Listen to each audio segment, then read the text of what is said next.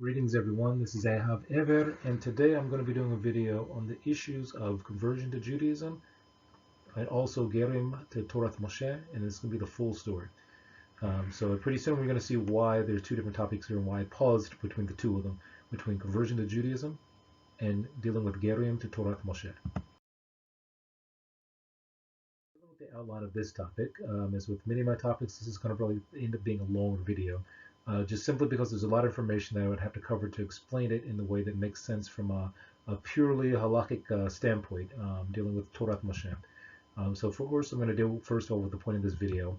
I'm going to deal with the topic of what is conversion to Judaism versus Geirim to Torath Mosheh. I'm going to also deal with what exactly, when it gets to Geirim to Torath Mosheh, what is the process? And also concerning when it comes to Geirim to Torath Mosheh, how long should the process take? And then, the issue or the question that sometimes is in modern times, I guess, the internet topic of recent years, of must Jews proselytize, can Jews proselytize, and if so, how? And is it wrong to offer the Noahide laws? At some point I plan on doing a video about the Noahide laws specifically, but I'm going to kind of touch on it in this one. And then I'm going to deal with the conclusion of this entire video. So, first of all, dealing with what is the point of this video. So when this topic comes up on the internet, and specifically the internet, you get a lot of, as you say in modern Hebrew, me neged me, which is like, a bit of an argument where two sides can't come to the conclusion of what the real topic is. And this even outside of the internet discussions that have been going around for a number of years about the conversion issue actually exist in the modern time. But when you look at it strictly from a Torah-based perspective, meaning a Torath Mosheh perspective, you find out that it's really not a big issue. It's just simply a matter of when you get into the religious aspect of it, that's where it becomes the issue. Again, if you've seen previous videos I've done, I kind of talk about religion versus Torath Mosheh and how there's two differences between them and that they mainly are not the exact same thing. To deal with the issue of what is conversion to Judaism in the modern day conflict about it. One of the issues of the conflict in the modern time is who has the right to convert people to Judaism. Another issue is, are non-Orthodox conversions valid halakhically? And then also, are Jews required to convert someone who has an interest, meaning that someone shows up, wants to be a Jew, is the Jewish community required by the Torah to convert them and make them Jewish just because they have an interest in it? The other question is, did the Avot, meaning the patriarchs, for example, seek out converts, and if so, why did they do it? And then also which rabbis are qualified to be able to perform conversions. And then, is it wrong to tell the non-Jew to keep the Noahide laws instead of upfront converting them? So then this brings us into determining what the truth of the matter is when you deal with conversion to Judaism versus Geirim to Torath Mosheh. Okay, so when we deal with conversion to Judaism, we're looking at several different things happening. Conversion to one of the several modern streams of Judaism, meaning that the issue of a stream of Judaism is a modern thing. That doesn't mean that throughout Jewish history there's never been different ideals and differences in communities, but the idea of a modern stream of Judaism is something that's quite modern, and we'll get into that in a little bit. Now, also, I covered quite a bit of this in the video I did earlier about the differences between Judaism style movements. Then you have issues of conversion to Karaite Judaism. I mean, maybe it's valid, maybe it's not. You have conversion under the concept of joining a religion. And this, again, is what falls under the umbrella of conversion to Judaism. And then you have conversion that's performed in non-Orthodox streams, which are not universally accepted, for example. So that means that if someone were to convert through the Reform movement, there are many conservative communities and also conservative Jews who would not accept the conversion, and is definitely not accepted by Orthodox venues and also Orthodox communities. And interestingly enough, there are even some Jews who consider themselves Reform who would not even marry someone who converted, either in any sense of the word, probably more than likely through the Reform movement, even at all, which I've actually come across people like that who would only marry someone who has a Jewish background on both sides. And then also, not all non-Orthodox streams accept conversion from other streams, like I just mentioned, about how the conservative movement in many cases doesn't accept conversions from the Reform movement and also the Reconstructionist movement. So, the issue then is also conversion for the sake of rectifying a halakhic issue, such as a non-Jewish mother or any kind of other issue. So this is the modern concept that you see about when you deal with the issue of conversion to Judaism, when you deal with the statement of conversion to Judaism. Now, interestingly enough, in contrast, when you deal with Torath Mosheh, you don't really have a word that is specifically conversion to it, not in the modern sense, especially because with the Torah, there was no real such thing as religion per se. The Torah deals specifically with what is the truth. So when you dealing with Geirim who want to join the Torath Mosheh, it's done for the sake of joining the Israeli/Jewish nation. So meaning, when we look at the halakhic text pretty soon, we'll get into this issue and see that one of the major concepts that comes up first is the fact that they're joining the Jewish people, joining the Jewish nation. So that's different than religion, where a person could, for example, join a religion and then never show up to it, or show up to its events or its forums with which the religious, I guess, activities take place, and they're still considered a part of the religion. Where this is a situation where the person is not even let in if the understanding isn't first established that they are joining the Israeli people or the Jewish nation. That's Torath Mosheh. The next thing is that it's done for the sake of drawing close to Hashem. So these being the first two primary reasons why a person would be accepted or acceptable to the idea of becoming a ger amongst Torath Mosheh, because the word ger is the same as a word used for living, to like dwell amongst or to be amongst. And then also it's done for the sake of doing mitzvot as Hashem commanded them to be performed. Now this is a very important point, because this isn't a situation where someone says our religion dictates A, B, C, and D, or we dictate A, B, C, and D. This is someone who is becoming a ger and joining to Am Yisrael, the people of Israel, because of the fact that they first of all want to join the people of Israel, the nation of Israel. They want to draw close to the Creator of all things, Hashem. But then also they want to do the mitzvot, meaning the commandments of Hashem, as Hashem commanded them to be done. Not as somebody's interpretation of them is to be done, but specifically as Hashem gave them to be done. Now, it's also important to note that in the Hebrew language, a person who joins the Jewish nation in this way and accepts these three things we mentioned, if it's a male, is considered a ger. That's the term used, gerim being plural. If it's a woman, it's a giyurit. That's a female. And it's basically the idea is that they are physically living amongst the Israeli people.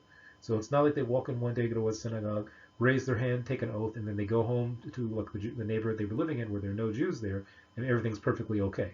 The idea here is that this person is physically choosing to live amongst the Jewish people, and they can easily be identified as being someone within the Jewish people and not specifically being outside of it, with some exceptions, but the idea being that they are joining the Jewish people to be amongst the Jewish people, to do exactly as the Jewish people who keep Torah. Again, not people who don't keep Torah, people who keep Torah. So now let's deal with the issue of what is the goal. Issue could easily be, okay, well, remember I said earlier, there's some people who simply want to join a religion. They want to feel that they're spiritually connected to something. And this issue is not what Torath Mosheh is about at all. The idea of becoming a ger amongst Torath Mosheh means that any person from amongst the nations decides that, first of all, I want to be a part of the Jewish people. Something about them I like and respect. I want to be amongst them. I also look for the fact that Hashem created everything, and I want to do the will of Hashem. And the mitzvot that Hashem gave exactly as He gave them at Har Sinai, that's what I want to do. So, first of all, as I mentioned before, they're joining the Jewish people, and from there, they're also accepting the Torah as Hashem gave it, as Hashem dictated for it to be done properly.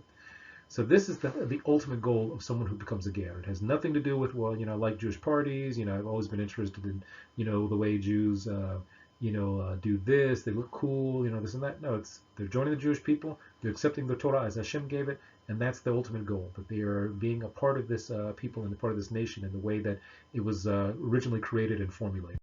So this brings us back to, well, what exactly are they accepting upon this point? What they're essentially accepting is this point of the singularity, which I mentioned in some previous videos, especially dealing with Torath Mosheh. So the singularity being that in the Torah it's described, and this is both written in oral histories of the Jewish people, and it's really the only ancient written in oral history of the Jewish people. There is no other ancient history of how the Jewish people got started, is that they arrived at a mountain called Har Sinai, or Mount Sinai.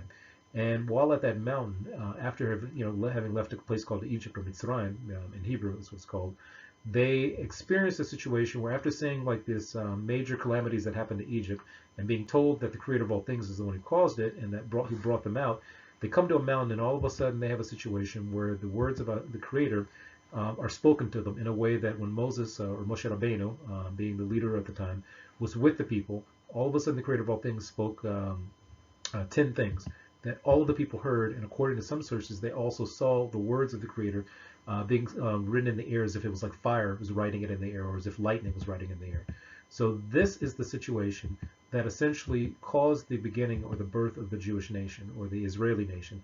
That's the singularity. Now again, it's important to note that there is no other historical singularity that anyone has proven to be the origin of the Israeli people.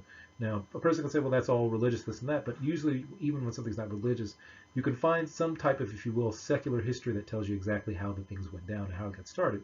So this is the singularity that the person who's becoming a ger or giyyur is accepting, that the creator of all things spoke to the Jewish people in a way where everybody experienced it, not just one person, not just 10 people or 20, but an entire nation of people had this event happen and they witnessed this singularity. So again, this is recorded both in ancient written text, which says, for example, "V'chol ha'am ra'im et hakolot v'et halapadim v'et kol hashofar v'et hachor oshan." So essentially, this is the basic statement that all Jews have, even Jews who are, for example, secular today, or like if you will, so-called not religious today. If you go back far enough in their ancestry, you'll find that there are Jews who, no matter where in the world they were scattered, had this oral and written history that their ancestors were at this location and that they saw the words of Hashem being written in the skies like fire, that they actually heard the words of Hashem, and that they knew that the creator of all things is the one who spoke this, and it happened in a way, according to some sources even, that is as if they heard millions of voices speaking the Ten Commandments, or the Esrog HaDibrot, at the same time. So this means that when the Ten Commandments were given, the entire Jewish nation heard it, including also the people who had joined them, who are considered to be the mixed multitude, the Erev Rav. All of them heard it at the same time, and that's what gave birth to the Israeli nation. So I mentioned this in a previous video when dealing with the actual timeline, and we're going to have to go over this in a little bit later also, that essentially what you have is that when the Torah was given at Mount Sinai, you had several different paths that the Jewish people took when the exile took place. And that led to different Jewish communities at different locations. But when you go to those different locations, all of them share some basic fundamental principles. And one of those principles is that in their daily, personal, seasonal, judicial, and philosophical life, there are similarities. So that you see that, for example, if I go and look at the tefillin, or some people would say in English, the phylacteries of one Jewish community, even with the minor differences between them, I see the similarities are very, strikingly the same. So even if a Jew was exiled to, like, for example, China, and he never met a Jew from Yemen, and for thousands of years that there's never been a contact between the two communities, they still have the same way of doing things. They still have a very similar way of doing things. And even when you look at the part of the picture here, where you see like the little strings hanging off the garment, which are called tzitziot, as much as there are cultural differences between how they're tied, the same number of strings is used in each tying method. And the same concept is used. So you can actually look and say, okay, well, I see and recognize that that's something Jewish. If you look at like every time of a certain part of the year, a Jew makes a sukkah, no matter where in the world you go, you can recognize it as a sukkah. When you look at like the financial situation of Jews and how the money works and how the system of compensation and judicial compensation works, it works the same everywhere.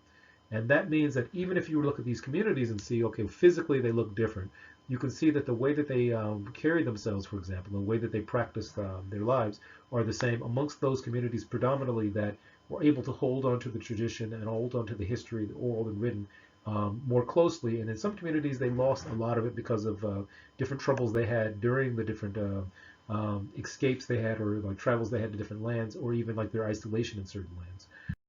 So what's important concerning this issue is, now that we're dealing with the issue of marriage when it comes to someone who's joining the Jewish nation.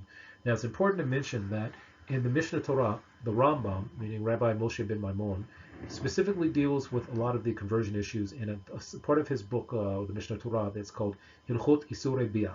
And it deals with relationships in terms of marriage and things like that, and sexual relationships, and what's permitted and what's forbidden. And he's basically breaking down the halachot, or the Jewish law that comes out of the Torah, and also out of the different judicial bodies that existed from the Torah, that existed throughout Jewish history.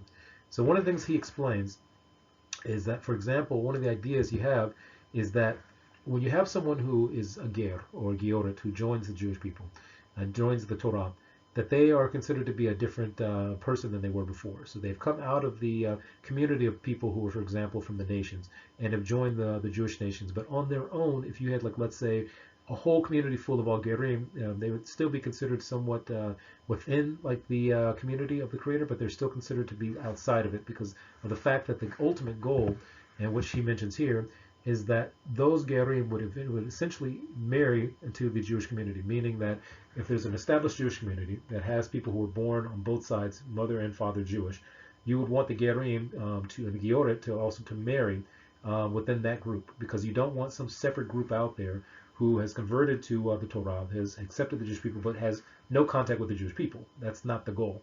Because what would happen in that situation is that they won't be strong enough to stand on their own and maintain things that they, for example, have a lot less, I guess, practice with, or you could even say dealing with the lifestyle of it, and also dealing with the issues of being strong with it, where the basic goal would be that you don't have some separate community out there on their own that has converted, or I guess in the sense we're talking about Torath Mosheh, who has joined the Jewish people, who has not really joined the Jewish people. So the idea being that the Rambam explains is that you want a situation where they are marrying within people who are born Jewish on both sides. And that essentially, for example, what he mentions in this section that I have highlighted here is that it's listed in green. So basically, once they're Geirim, and once, like, for example, you have someone who's a servant who, after a certain servitude, is given the ability to become Jewish. When those people are in that situation where they're considered to be Jews, once they are considered Geirim or Meshechorim, that they have like one law, which is the Torah. So it says, Ger shenasa bat Yisrael, or she Yisrael shenasa Giyuret, hawalad Yisraeli lechol davar v'asur b'mamzerut. So he's dealing with what's called a mamzer, but the issue we want to point to is that the ideal situation is that this ger or Giyuret is marrying someone who was born Jewish. So, someone who's amongst the, comes from a Jewish family. And the basic idea that he also talks about here is that when their children are born, from this mix of someone who's a ger and someone who comes from a known slash, I guess you could say, deep family of Jewish family, the idea being that they can marry Kohanim, which Kohanim, for example, are not allowed to marry someone who's a Giyuret. So a Kohen male, who can be like a Kohen who work in the temple, is not allowed to marry someone who's a Giyuret, meaning a woman who who joined Am Yisrael.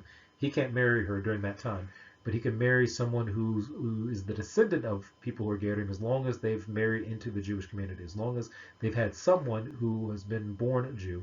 From both sides that they're basically they come from in terms of ancestry.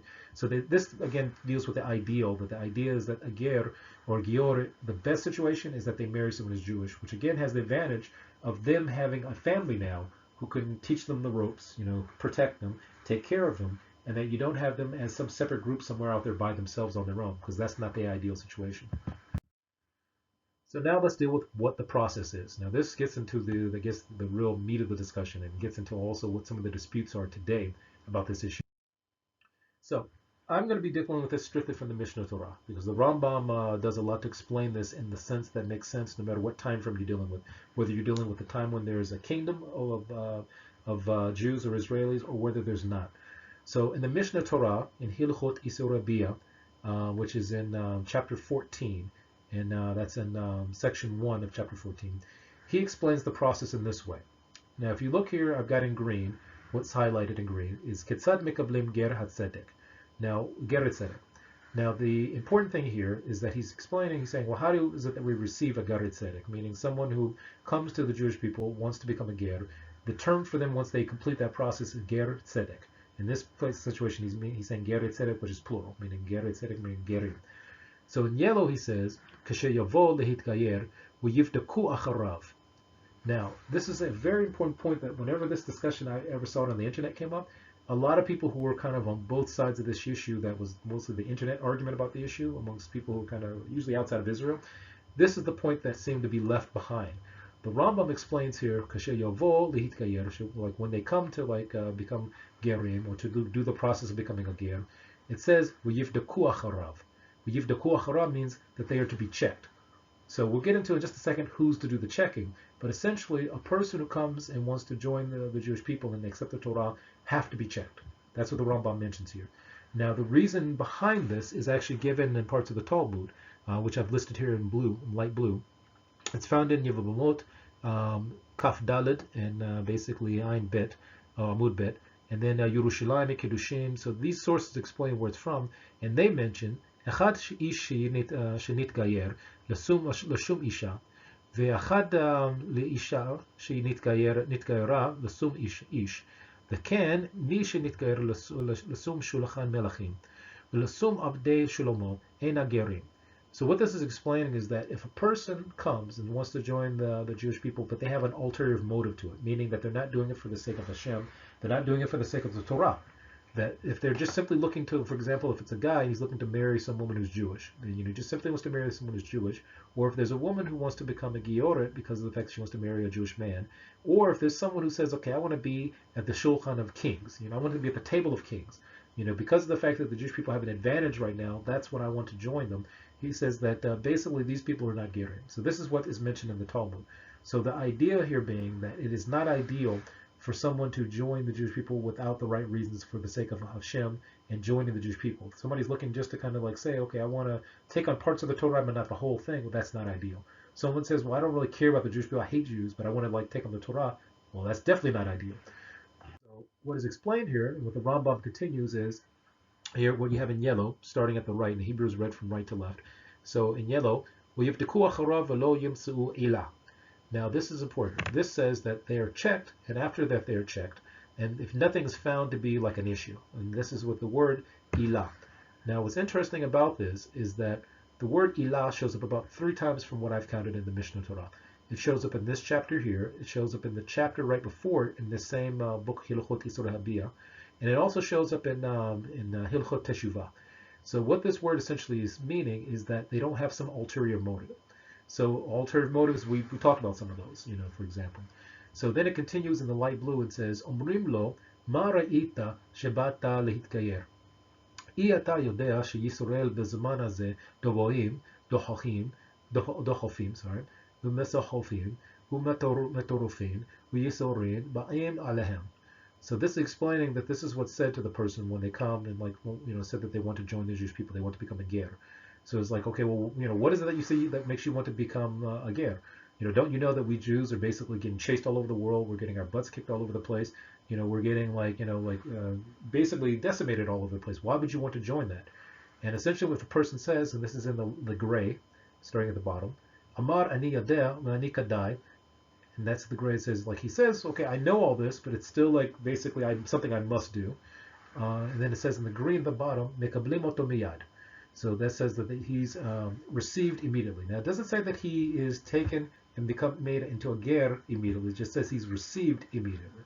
So again, the important part is what you see encircled in red, ilah.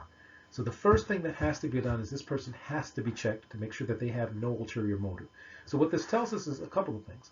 This tells us that the Jewish community is not required to accept a person who wants to convert just simply because they come and say they want to become a ger. If they want to become a ger, that has to be tested, because again, they may not fully understand what they're asking for. It could be that the person doesn't really realize that Jews are being hunted and hurt all over the world throughout Jewish history, and that it could be that, for example, and this is one thing I tell people, that for example, for the last 2,000 years, most people around the world who weren't Jewish did not want to become Jewish for the last 2,000 years. The I guess you could say interest in modern times, for example, that is increasing, is something that's a modern thing. That didn't happen prior to, for example, the state of Israel. And that's not to say that people who are doing it now are doing it because they want to join the Jewish people just because there's a Jewish state now. Again, a Jewish state that doesn't keep Torah, which is the important thing to note. But what it means is that it could be for the last 2,000 years, the ability for them to even want that wasn't even there, because, for example, if they were living in a place where the Christians had the advantage, or the Muslims had the advantage, or whatever other religion had the advantage, they may look at it in that time frame and say, well, there's no need for me to become a Jew. These guys are getting their bottoms kicked all over the place. I don't want to join that.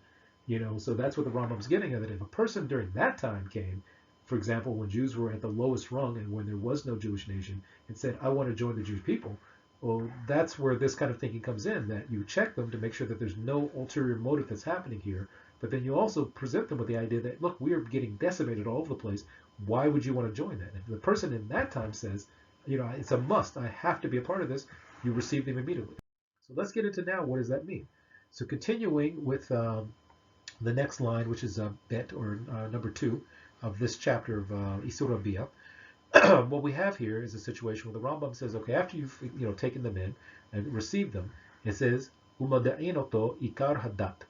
That's all in the yellow again. And it says that you inform him of the basics of the, or the basis, for example, of our, our statutes, for example, and laws. I mean, in modern Hebrew, in modern English translation, for example, the word dat is usually translated as religion, but generally the word itself in ancient Hebrew and also during the Hebrew of the Rambam's time essentially means statutes. So every different belief system had its own statutes. So we express to them the statutes of the Torah, of Torath Mosheh. So it says, Shehu Yehud Hashem the Isur Avodah Zorah. So this means that this person has to be sat down and explained to them the basic main principles, for example, or the basic principles of everything that the Torah encompasses. And that's the unity of Hashem, meaning that, for example, Hashem is not broken up into parts. Let's say if it's someone who has a Christian background, it has to be explained that there is no such thing as the Father, Son, and the Holy Spirit kind of thing. That's not from the Torah. That's anti-Torah. And that the creator of all things, Hashem, is not broken up into parts, so he doesn't put his power into things like stars, moons, and all that kind of stuff. Those things don't exist. That's not true. And then the Isur of Avodah Zarah. And Avodah Zarah, in many cases in English, is translated into idolatry, but Avodah Zarah is something very specific, which deals with the nature of the creator being unified and also not being broken up into parts and not relying on anything or needing anything.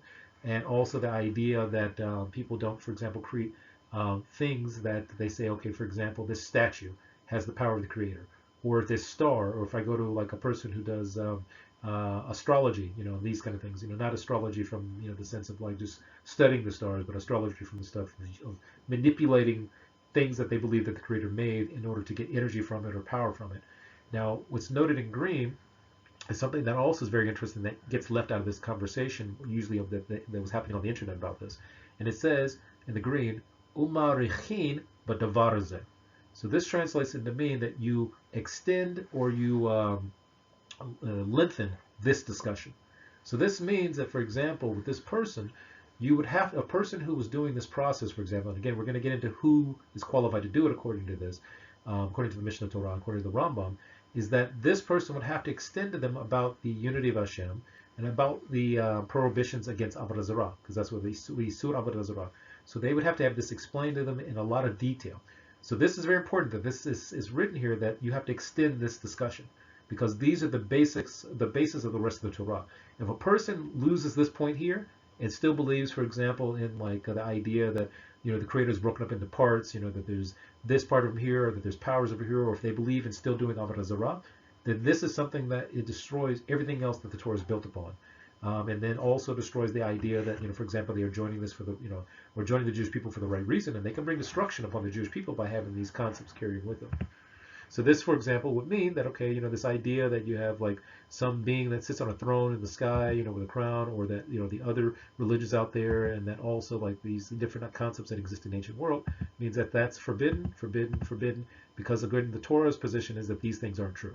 That there's only one reality, that the creator of all things is not human, has no form, and doesn't need to break up his powers into parts and things like that.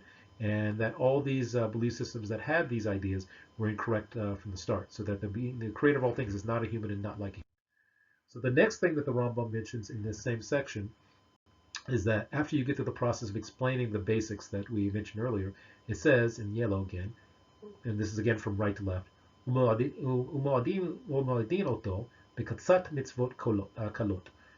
it's explained to them about some of the mitzvot, like the lighter mitzvot. So this is explaining that you have like some mitzvot that you explain that are kind of pretty simple, but then you also have to explain some that have like some I guess you could say heavier weight to them, So, and it says in the green right after that, "Ve'ein ma'arechin b'davar hazeh." So in this part, this is something that you don't spend a lot of time on. You just kind of run over some of the different mitzvot, the different commands from the Creator, and explain to them some of the things that are done. And then later it goes into, and this is the unhighlighted part, so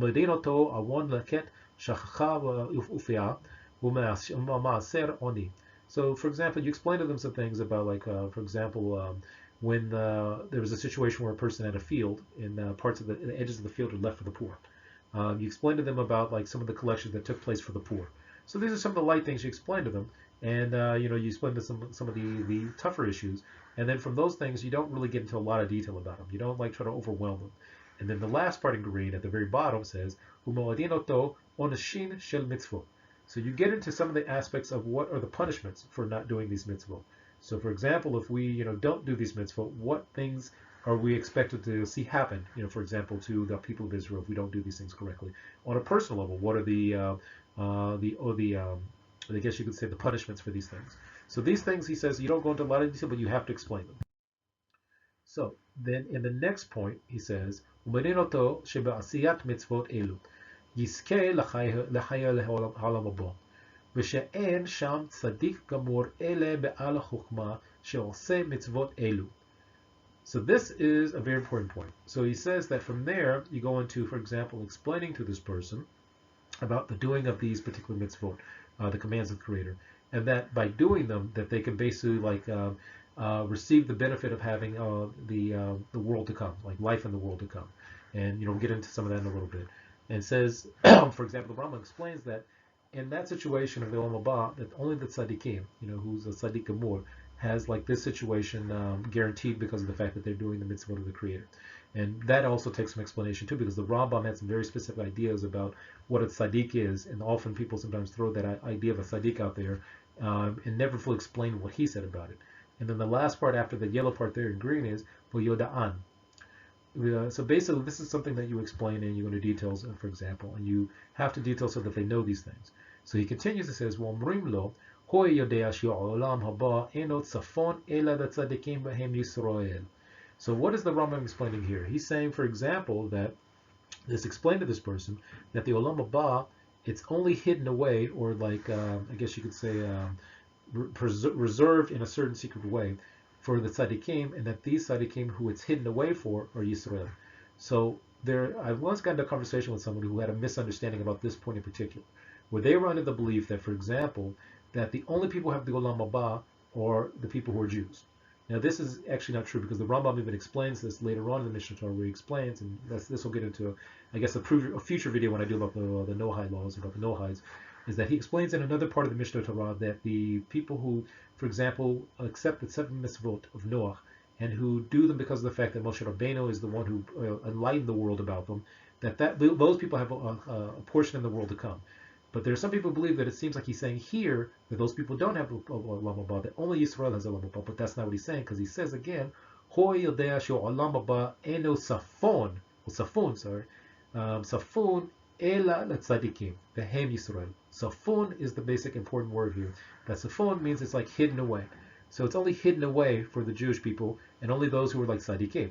So the important thing to mention here is that in the Moreh Novachim, he deals with what a tzaddik is. So, because anybody could just say, okay, well, this person's tzaddik. And in modern Hebrew, in Israel, you hear people calling people tzaddikim, or like, hey, it's tzaddik, mashulcha tzaddik. But a lot of times they don't know what they're even talking about by calling someone tzaddik. The Rambam explains both in the Moreh Novachim and in the Mishnah Torah that a tzaddik is basically someone who wins at the Torah more than they lose at it. I'll say that again. A tzaddik, according to the Rambam, is someone who wins at doing the Torah more than they lose at it. So that would mean that, for example, if a person has to perform a certain amount of mitzvot in the day, meaning that they're doing the will of Hashem, that if 99% of the time they are correctly doing the will of Hashem throughout the day, and that means in every area of mitzvot that they're responsible for, and again, that's not saying they keep 613 mitzvot, because again, not any single Jew is commanded to keep 613 mitzvot. There are mitzvot within that 613 that are accompanied to the individual depending on who they are, what their lifestyle is, what kind of jobs they have, things like that. But if a person who's in a particular situation wins at the Torah way more than they lose at it, or fail at it, or make mistakes with it, that is a tzaddik. And the Rambam explains only Hashem knows that. So that's what's mentioned here in the Moreh Novachim as well as in the Mishnah Torah. So essentially, that's what he's saying, that this is someone, for example, let's say that if they have free time to study Torah for 5 hours during the day, that for 5 hours during the day they're studying Torah. Let's say that, for example, this person is very rarely will ever speak Lashon Hara. Let's say that, for example, within a year, there may be 2 minutes of a year that they speak Lashon Hara, which is pretty good if you could accomplish a goal like that, which would mean that this person is speaking Divrei Torah, the words of Torah, all the time as much as possible. This means that the person, for example, never has a situation where they miss going to the Beit Knesset, going to the synagogue and doing a prayer there, doing tefillah the 3 times a day that they're required to. This means if it's a woman, for example, that she's always doing, keeping herself, in the right set for the mind for nidah, for example, that she's, giving tzedakah, she's always doing the right things for the mitzvah that women have. So this depends on the person, for example. Okay, so going a bit further now, we deal with the issue of what the Rambam is saying in terms of really trying to convince them to be able to finish this process of going through and becoming a ger tzedek, as well as giving them the opportunity to turn themselves away if it's something that they want to do. And what he mentions here is the following. He says, starting in the yellow from right to left, ketzad, meaning like how. This is a question. Omrim lo, hawe yodea she'ad shelo ba'ata ledot zo. So essentially saying, it's like said to this person, said to them, hawe yodea she'ad shelo ba'ata ledot zo. So until you basically started coming to like this dat, meaning that the statutes that we mentioned earlier of the Torah, meaning the rules and regulations of the Torah. Im achalta helav, im ata onush karet. So essentially, if you were to eat the helav, which is like the forbidden fat that Jews are forbidden to eat, that only the Kohanim at one point were allowed to eat, im ata onush karet. So essentially, if this person became a Jew and they were to eat this fat, and they're not, and of course they're not a Kohen if they're becoming a Jew, then the punishment will be karet. Karet is essentially being cut off in the olam haba, meaning the world to come, forever from basically olam haba. Im hilalta Shabbat. So if you were to like basically transgress the Shabbat, im ata unush tzikilo. So essentially what it's saying is, if you were to break the Shabbat, and this is essentially talking about breaking it with like willingly know about it, willingly knowing that you're breaking the Shabbat, accepting that you've broken the Shabbat in front of a Beith Din, Beith Din Agadol, essentially meaning the Sanhedrin here in Israel, during the time that there's a Torah-based Malchut, the punishment for that would be like stoning, essentially. Then if that was the case, if you were considered a Jew, that's the punishment for that. So it says, "V'achshav achar shetit gayer." So essentially now, like after you've done those things, for example, where before, for example, you weren't being punished for them. Im achalta helav ata anush karet. So if you were to eat this helav, which is the forbidden fat, you'd be punished. Or before, when you weren't a Jew, you wouldn't be punished for that. If you kept the Sheva Mitzvah Noch, you wouldn't be punished for that. Essentially, im hilalta Shabbat, ata anush sekila. So now, if you become a Jew, if you break the Shabbat, the punishment for Shabbat is active. It's there. And then the Rambam continues, and this is moving from the green, which we just read now, to the light blue. Ve'en marbin alav, ve'en madikdikim alav, shema yigrom li letordo, ul hatoto, miderech tova lederech ra'ah. So essentially, the issue is we don't make a big thing of this. We don't, get into a lot of details about this, and we don't like press it too much in terms of details, because we're not trying to cause the person to be worried and to be distressed and essentially go from the good path, which we're trying to convince them to come to, and go to a bad path. Now, there's somebody I remember once I met who thought this bad path was keeping the Sheva Mitzvah Noch, and I'll get into that in a different video, but that's not what the Rambam's talking about here. The bad path is essentially causing them to walk away when the potential for them to be a Jew was already there. So essentially, you're not the issue here at this point is that as the Beith Din is not supposed to be pushing this person away from the Torah at this point. They are supposed to be inviting them, but they're allowing the person to make their own decision about turning themselves away. So essentially, at this point, they're being presented with this scenario so that if they're going to turn away, it's going to be on their own accord and not because of the fact that the person in the Beith Din is worrying them with all this stuff. So it's like for a person saying, okay, that when you used to not be a Jew, you didn't have all the 613 mitzvot that we're supposed to keep, including all these here. You know that if you didn't do this, I mean, we're not supposed to make a big press of that. We're supposed to simply present it and like not really make a big deal of it, and essentially present them to it, and it's their choice to make. So they may say, he's right. I really don't like keeping Shabbat. I don't like the fact that I won't be able to like drive on Shabbat, use electricity on Shabbat. I think it probably was better where I was.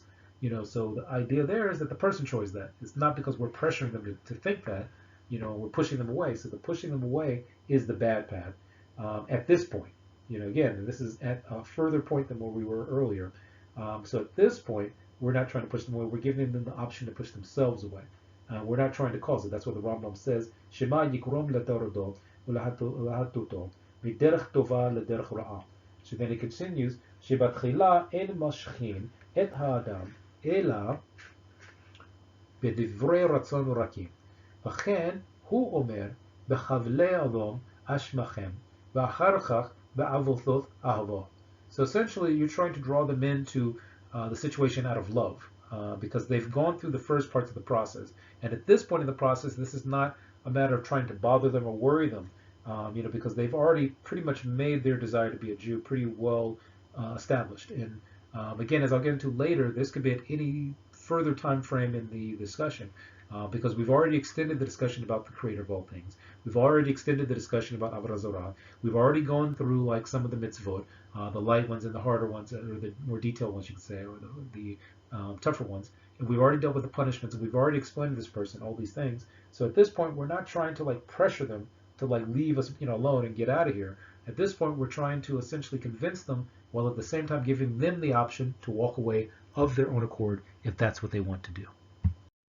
So now in this section, the Rambam gets back into something he was talking about earlier in terms of who gets Olam Haba, and who gets to live in the Olam Haba, and where he mentioned earlier that the Olam Haba is hidden away for the tzaddikim, and the tzaddikim are Yisrael. Now he explains in further detail what he means by that here, because again, as I mentioned before, one has to really understand what the Rambam means by tzaddik to begin with. And essentially, one of the things the Rambam mentioned, and as we saw earlier, is that when he said Ba'al chukmah she'asa mitzvot elu b'yoda'an. So essentially, he's saying that a tzaddik is someone who is knowledgeable of the mitzvot, is essentially very well versed in them, and has his wisdom that he is continually perfecting, and that he wins more the mitzvot more than he loses at it. The Rambam is real big on that issue, and that's something that's important to mention, that this isn't just some person who kind of just says, okay, I'm a Jew, I've become a Jew, and I just sit around and do a little mitzvot here, a little mitzvot there, blah, blah, blah. This is someone who's investigating, evaluating, exploring the world that they live in with the mitzvot and doing the will of Hashem being the focus of the reasoning for doing that. So if someone does science, the point of the science being that they try to understand the world that the Creator created. When they go to work, they're doing that because of the fact that the ability to go to work gives them the monetary benefit they need in order to do the mitzvot. When they eat, they're doing it for the sake of using their body to do mitzvot. So this person is the complete person the Rambam was saying, and this is the person for which the Olam Haba, the world to come, is hidden away from them. Now he explains in this section what he means by that, and that's where he says, starting at the yellow again, from right to left, V'zeh shetir'eh Yisrael b'tza'ar be'olam hazeh. So essentially, he's saying that people look and see that the people of Israel are suffering in this world, especially during the time he lived in. There was a lot of suffering for the Jewish people, and even still today there's some, but back then there was a lot more. So then he says, Tovat sufunam hi lahem. So essentially, it's good for the person, for the people of Israel, that this is hidden away for them. She'ena yucholim lekabel rov tova ba'olam hazeh ka'umot. So essentially, he makes a very interesting point. He says that it's like no way that the Jewish people can receive all the good that is supposed to come to them because of the mitzvot in this world, like the rest of the nations do. So he further goes on and says, Shema yorum libam v'yita'u v'yafsidu shesachar hu olam haba ke'enyan shene'amar v'yishiman yeshurun v'yifot. So essentially, what the Rambam is saying here is that essentially that the I guess you could say the sachar, which is essentially in English like saying the wages, or I guess the pay or benefit almost that comes from the work of something, for example, just isn't enough to be able to fill it for this world, and that's why it's stored for the Olam Haba. And essentially that it's almost like someone who seems to be losing in this world, but what they're actually gaining is in the next world, for example. And then he goes on and says, Ve'en Hakadosh Baruch Hu mevi alehem rov pur'anut. So he's talking about the Jewish people that in this lifetime, this world for the most part, most Jews won't receive the maximum of the benefit from doing the mitzvot in this world. Kadei shelo yavadu, ela kol huamot kolin vehem omdin umarechim b'davar ze kadei lechavavo. So essentially what he's saying here is you're basically trying to convince this potential person at this point that there's a benefit from being someone who's amongst the Jewish nation, because they've already showed the interest in it. Now you're really trying to sell them on it, and he says that this conversation you extend. So previously he said that you extend the conversation about knowing the oneness of the Creator of all things. You extend the conversation about Avodah Zarah, meaning the prohibitions against the way the Torah describes idolatry. You extend that conversation. All the other stuff in between, when you deal with specific mitzvot, the commandments, this and that, the punishments for this, that, you don't overdo that. But he says here, when you're trying to sell them on how being Jewish now, remember that being Jewish isn't going to make you rich. It isn't going to make you the most popular person in the world. It actually might make you more than likely the most hated person in the world. You may lose your whole family by being a Jew. You may lose everything that you stand for, within your community. You could even possibly lose your job. And I actually met a guy once that happened to, where he decided he wanted to be Jewish. He lost his job. He lost his wife and his kids. In fact, he even told me that his son, before, not speaking to him anymore, told him that, my father's dead. I don't have a father. And that was simply because the guy wanted to be a Jew. And he ended up working at a company that was a Christian company. So when they found out he wanted to be a Jew and he was walking with a kippah on, they told him, you can't work here anymore.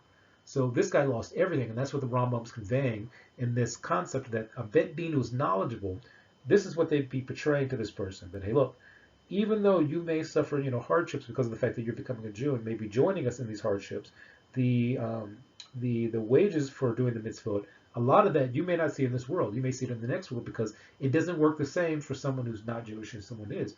Someone who's not Jewish may see all of that right here, right now, in this world, where the Jew may not get it until the next world. So essentially what he's saying is that the way of the world that doesn't keep the Torah, or even the way of the non-Jewish nations, it doesn't work the same way in the sense of Hashem that it does for someone who's Jewish. Don't think you're going to walk in here, become rich, and that things are going to go perfectly fine. It could go completely to pot, for example. But the actual thing is that there's a benefit from being someone who's a Yisrael and learning the Torah and being an expert in the Chokhmah of the Torah, the wisdom of the Torah, and knowing the world that you live in, and knowing that Hashem created these things. Those things have benefit, and even if you don't see them here, it may seem like a loss, but it's not a loss because it builds up in the world to come, and that's something that the rest of the nations won't see, because everything that they have that they build up for the Olam Haba, for example, let's say that you have Noahides, for example, which is an honorable thing, but the thing is, it doesn't mention that the things are hidden for them to the next world. They may get it in this world and the next world. Where someone who's Jewish, a lot of the benefit from being Jewish, a lot of that may come in the next world because of the suffering that happens in this world. So that's one of the things that the Rambam is explaining in this situation of you're trying to sell them on the love of the Jewish people and the love of the Torah, and that's why this conversation is extended. And that's what he says at the very end, that basically, so you're basically causing this person to love the decision that they're making to become a Jew. And at this point, again, you're not turning them away, but this conversation may cause them to turn away on their own if that's what they want. But if they want to be a Jew, you're encouraging them if that's what they really want. Okay, so here's the proof of everything I've been saying to this point about the fact of you're giving this person the ability to turn themselves away if that's what they really want. Because in this next section, the Rambam mentions here, Im chazar bo v'lo ratzeh lekabel holech bedarko. Translated, that means, if he basically returns, or she, also could be, and they don't want to to receive these things, if they don't want to be a Jew now after all this stuff that's been happening, all these conversations and the descriptions they've been given, holech ledarko. So they go about their way. It doesn't mention anything about trying to fight them, make them, no, you got to be a Jew at this point. It doesn't mention anything about pushing them away. It's simply like if they go through that whole process and they say, okay, look, I'm not interested anymore. That's too much. I don't want that. Then they go about their way. Then he says, going further, the im kibel in mashhinoto, ela malinoto miyad. So essentially, that at this point, if they accept it, that there's no hesitation, no waiting around. If it's a man, you go ahead and do the brit milah on them. If they haven't had a brit milah, they wouldn't have a brit milah before. If they haven't had a circumcision, you circumcise them. If they have, the thing is you can just draw blood. But if they have, haven't had it, you simply go through and circumcise them immediately. And then it says after that, Im haya mahul matifin mimeno dam brit. So that's what I was saying earlier, that if they have had a circumcision in some form, you just simply draw blood from the area, and it's just like a little bit of blood. It's like a little pinprick of blood. And then it says, going further, umashinoto ad sheyiturape refuah shlema v'harachach matabilin oto. So essentially, after they've healed, and after from the circumcision, if it's someone who, for example, didn't have a circumcision, and after they've healed, then you basically take them to the mikvah so that they can dunk in the mikvah. And this is essentially moving towards the completion of the whole process, where it says, Ushlosha amudim al gabav umo di'in oto miktsat mitzvot kalot umiktsat mitzvot chamurot ba'am shniya v'hu omed b'mayim. So essentially, this is when you have the three people who are part of this Beith Din, who stand, basically al gabov, behind him, and essentially says they inform him again of some of the light mitzvot, and also like some of the more serious mitzvot a second time. And basically, this person standing in the water. And then after this point, that's when the Rambam explains if it's a woman while she's in the water, she's covered up so that they can't see her body. And essentially, because she's a woman, there's no, circumcision for women. She doesn't go through that. And essentially, this is the end of the process. That once this is completed, essentially, this person is considered a Jew at this point. And if there was a temple, a Beit Mikdash in Yerushalayim, if they were here in Israel, that's when they would bring like a korban to the Beit Mikdash. So essentially, this is the process that the Rambam mentions is the halakhic process for doing a Giyyur, being a ger or Giyyoret to the Torah, or to Torath Mosheh. So one thing that must be stated again is that in the Mishnah Torah in Hilchot Isur Rabia, in Perek Yud Gimel, which is chapter 13 of Isur Rabia, right before the chapter we just went through, there's an explanation of some of the things I mentioned earlier concerning what is the ideal situation for someone to join the Jewish people and accept the Torah to be a ger or gioret. And essentially what's explained here is that there's a situation where they have to be checked to make sure that there's no ulterior motive, and that's where the other section where the word ilah is used to describe it, which is at the top of this section. And I'm not going to go through this one bit by bit, but I do want to pull a few points up from this. Is that in the lower paragraph, one of the things the Rambam explains is that during the time of the rule of the kingdom of David and Shlomo, that the Beith Din, the Beith Dins that existed in Eretz Yisrael, the land of Israel, did not make Geirim. They did not do, I guess you can say in the modern sense, conversions. They did not bring in Geirim. That essentially during that time, there were like people who were called Hediot who were doing it. And we'll get into what that means exactly later. But essentially, the ideal situation is described here as being in the Beith Din. And the Beith Din, will describe what that means also. But essentially during that time, the basic concern was that there were people who wanted to join the Jewish nation because we were on top, for example, who otherwise wouldn't have joined the Jewish people if we were like at the lowest ranks. If we were essentially being persecuted all over the world and things like that, they never would have become Jewish. But the minute that there is like Jewish control, and they see the advantage of being Jewish as, okay, I want to be a part of them because of the fact that they are at the table of kings, I want to be at the table of the king, then that's considered to be not the perfect situation. And the Rambam even mentions that the reason why the start of the destruction of the first temple period, the first kingdom happened, was because of the fact that Shlomo HaMelech, for example, had married women who had gone through conversions, but not through a Beith Din. And that essentially they were done by Hediot, basically people who were not experts in the conversion process. And that many of the wives he married were still doing Avodah Zarah. And essentially, even though he didn't do it himself, it was as if he did it because he didn't stop them from doing it. And the same thing is also mentioned for Shimshon HaGibor, which is also in English is called Samson, that essentially he had married a woman who did not keep the Torah properly, and even though she converted through a means that was not through a Beith Din, and it was through him, essentially. So he's doing his own conversions for this person, and they don't keep the Torah. So when they do Avodah Zarah or paganism or idolatry, it's being blamed on the person who, the Jew who married them, because of the fact that he's not putting this person under control. So that's a very important point to remember when we get into later who is the right group of people to be able to bring Geirim in. And again, during this time, we know that it's a reason why the Rambam mentions that there were no Geirim brought in by a Beith Din during the rule of David HaMelech and Shlomo HaMelech, because during that time, the issue was they may have been fearful for their lives, so let's all become Jews all of a sudden because the Jews are like in control now. Where otherwise they'd be like, those Jews, I would never want to be a Jew. That's crazy. So that's the concern here. So now we're going to progress into the issue of who does Halakha qualify as being able to bring Geirim into the community of Am Yisrael, the people of Israel, as well as into the Torah.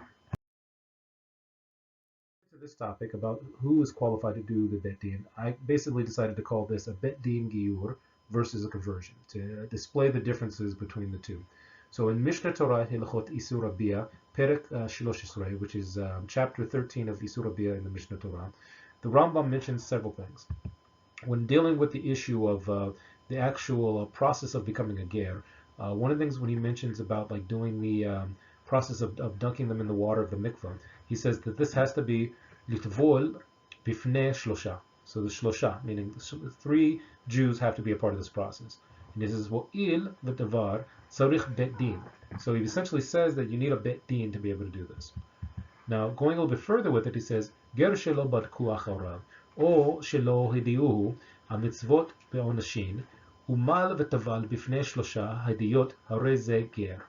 So this is essentially saying that if you had someone who became a ger and that they weren't checked beforehand, and if they also weren't informed of the mitzvot and the punishments for not doing them, or doing them in a way that's like contrary to the basis of the Torah, and if they were basically dunked in the waters of a mikvah, or if the process was managed by people who was called hidiot, that this person is still a ger.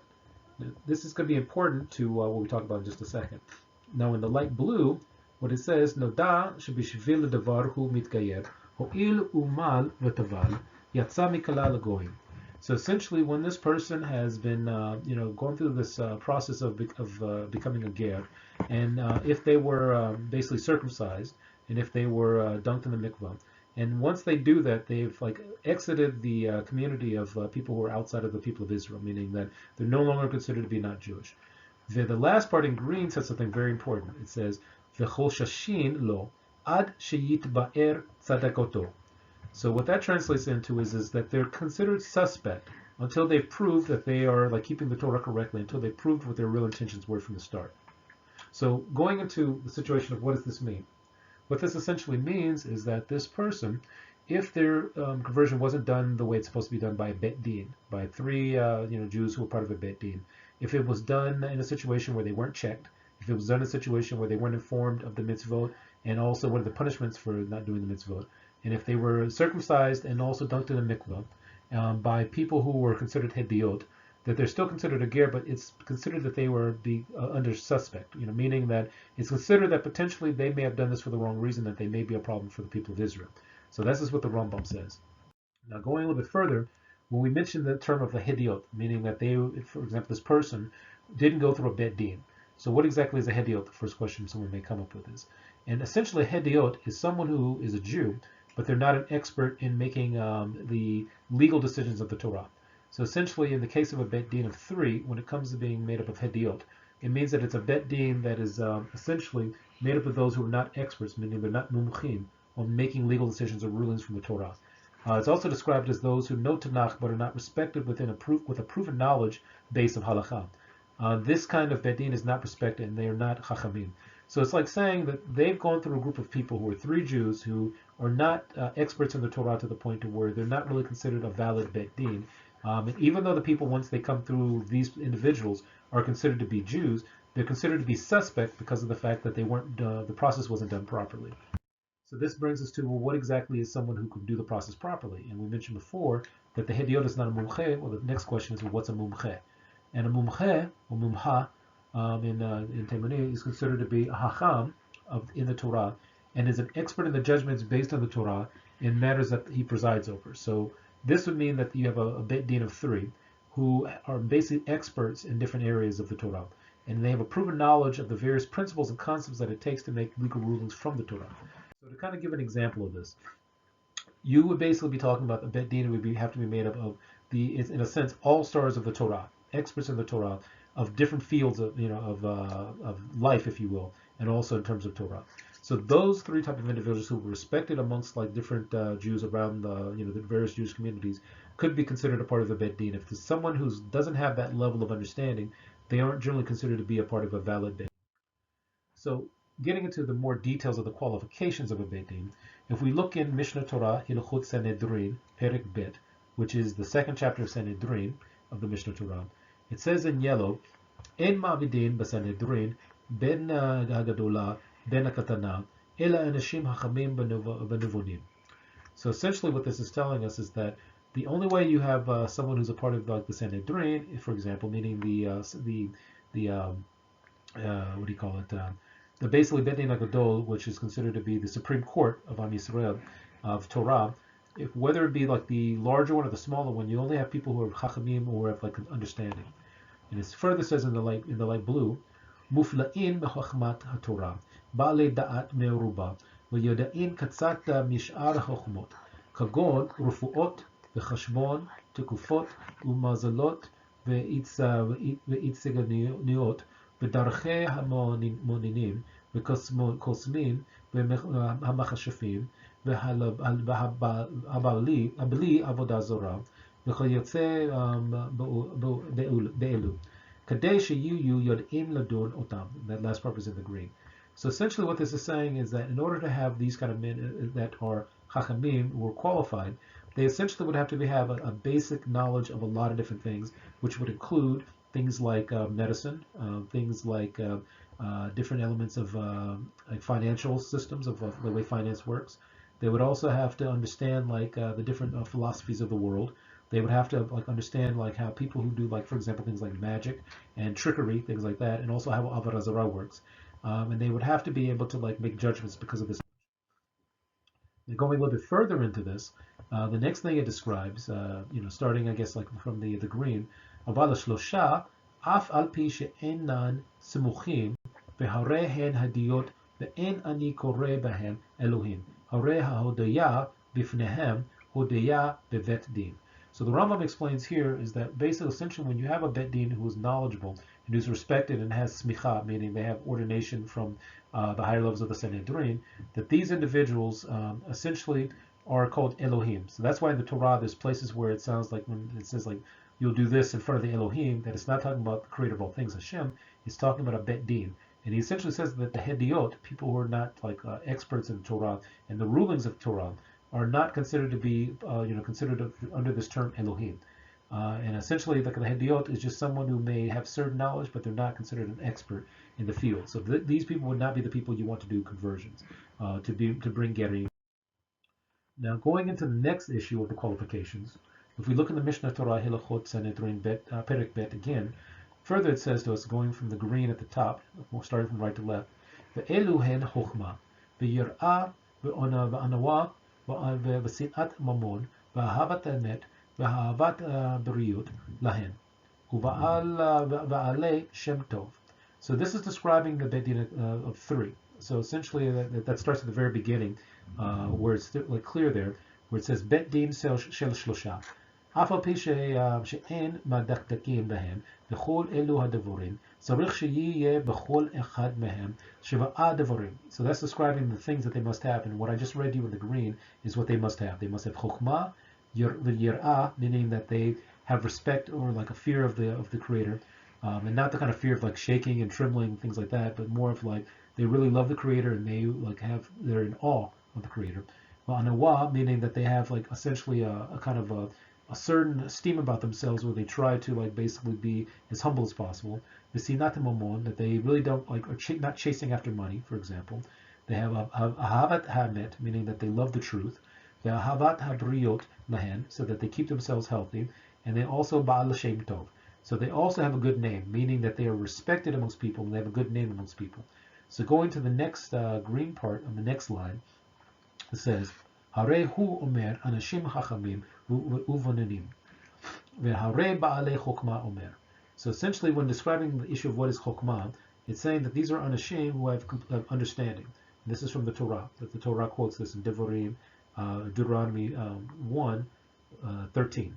So then in the light blue it says, v'yodein l'shevatechem, and that's also from the Torah, talking about that they're known amongst the different tribes.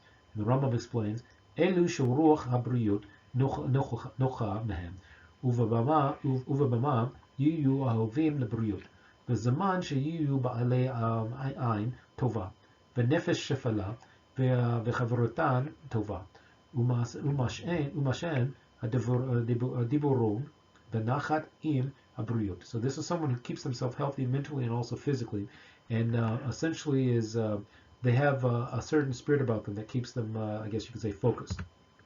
And that's basically going through and describing these different concepts that we just described, which originally I forgot to turn on the different parts we were on, but as you can see, this is what's described here through the Mishnah Torah. So going a little bit further into this, the Rambam goes through and details more about each of these terms that we mentioned. One of the things he mentions, for example, is that they're anshe chayil, meaning that these are like people who are almost like, you could say, like soldiers of the truth. Because anshe chayil means that they're like very strong people, and essentially that these are people who are very strong in the mitzvot, in the exactness of doing the mitzvot, and that they are someone who's able to control themselves in their yetzer. This would be someone, for example, if someone like is exploding all the time in anger, This is not the kind of person you'd be expected to be Anshe Chayil, for example. If there's someone who's very sensitive to people like criticizing, this is not someone you consider in this rubric. And then essentially they're basically someone who's like strong. So this is someone you would expect to again win more at the Torah more than they would lose at it. So then from there it says Ma Moshe Rabbeinu Anav Af Kol Dayan Tzarich Liyot Anav V'Yirei Elohim K'Shema Shema'u V'Sam'u B'Tzak Afila Mamon Shelahem Ena Nivalin Alav V'Ad Rofin Lekabetz HaMamon Shekol Mi Shehu Nivha Lahem Chasar Yiv'unu. We continue the last part, which is already highlighted early. Anshe Emet.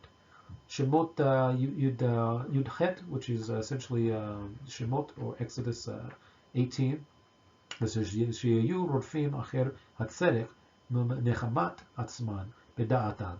Ohuvin et Haemet Veson'in et Hamas Uvorachin Mikol Mine Ha'awal. So essentially, this is someone who loves the truth, who runs away from things that are like false, who's always chasing after the truth. These are the kind of people that you would have on a Beith Din of Shlosha of 3. So this is the kind of people that you would have being the ones to be Geirim. So essentially what this means is this, is that you have a Beith Din of 3. And these are people who are experts in different areas of, like, for example, science. They're experts in different areas of mathematics. They're experts in different areas of the different concepts and ideas around the world about what people believe and about different religions and things like that, including Avodah Zarah. These are people who know languages. They know like how to interpret and understand different languages.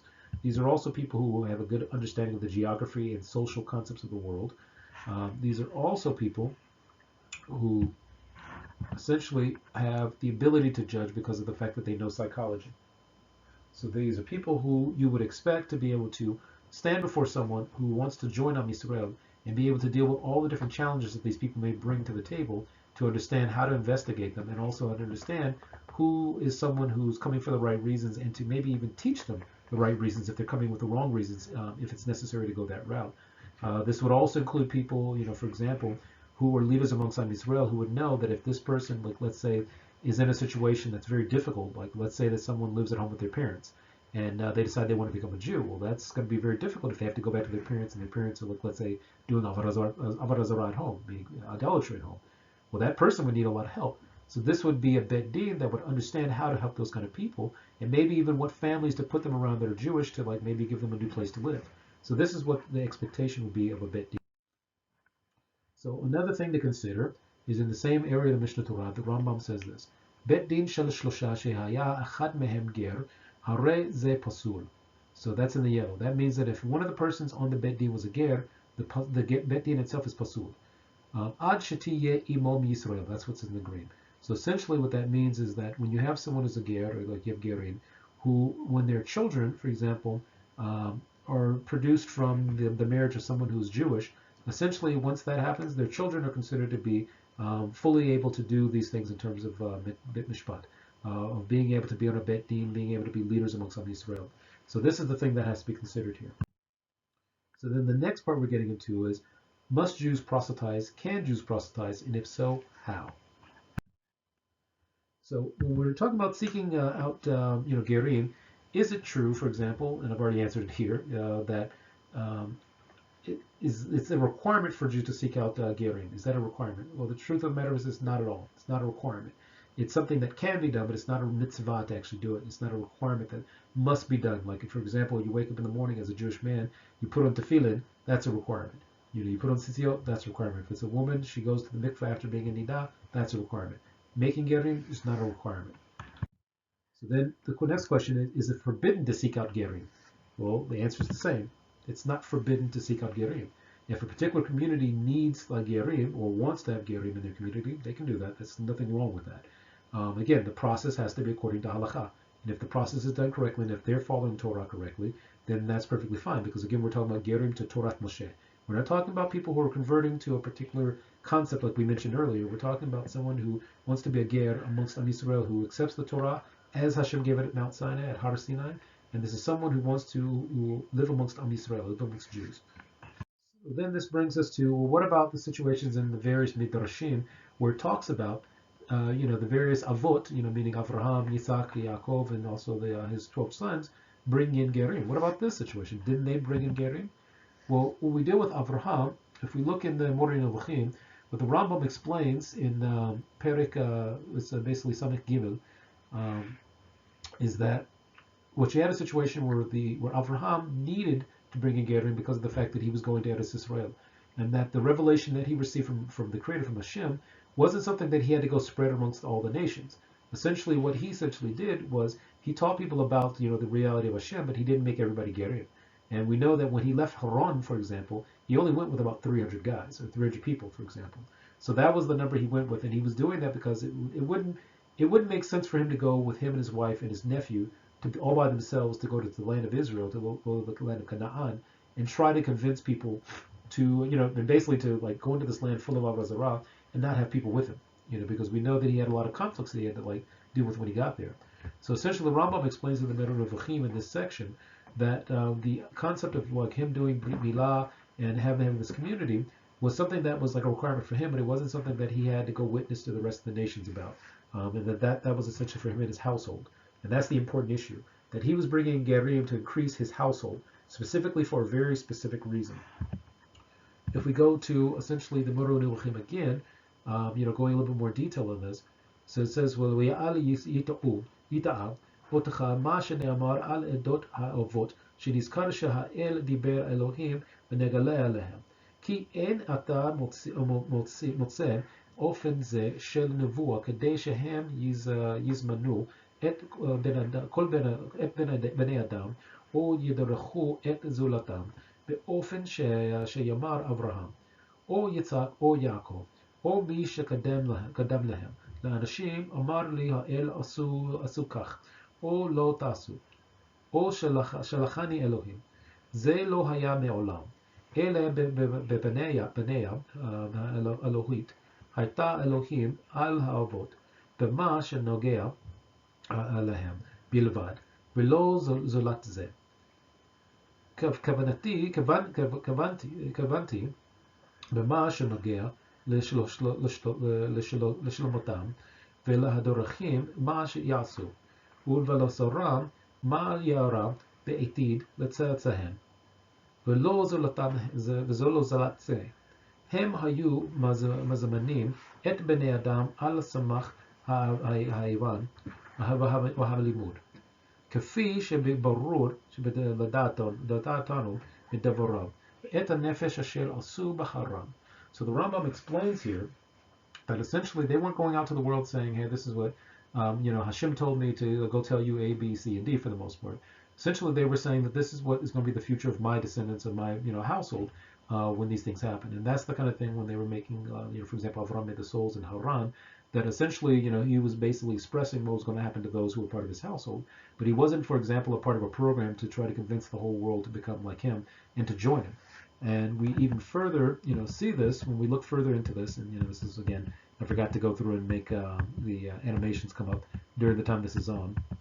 And just going forward, that essentially when we look further into this, the souls that he made in Haran had a purpose, and this is something that's brought up in a lot of the different Meforashim about this, including Rabbi Ibn Ezra, that's mentioned, and also Midrash Rabbah. That the purpose that he had for this was to build up his household, so that when he essentially went to Eretz Israel, that he had kind of, if you will, like an army of people keeping Torah with him. And that's one of the reasons that one of the interpretations of when it says when he made the nefeshim that he made in Haran, there's some that said it was because he was making Avadim.